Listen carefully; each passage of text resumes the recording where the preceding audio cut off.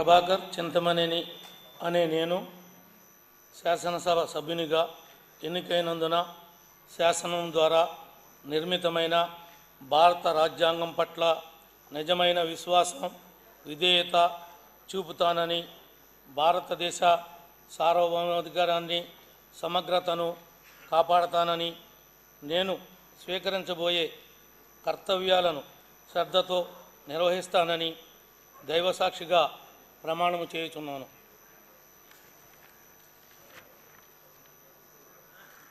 ఆంధ్రప్రదేశ్ శాసనసభ సభ్యుడైన ప్రభాకర్ చింతమనేని అనే నేను సభ నియమాలకు కట్టుబడి ఉంటానని, వాటిని అనుసరిస్తానని, సభా మర్యాదలను పాటిస్తానని, సాంప్రదాయాలను గౌరవిస్తానని దైవసాక్షిగా ప్రమాణం చేయుచున్నాను.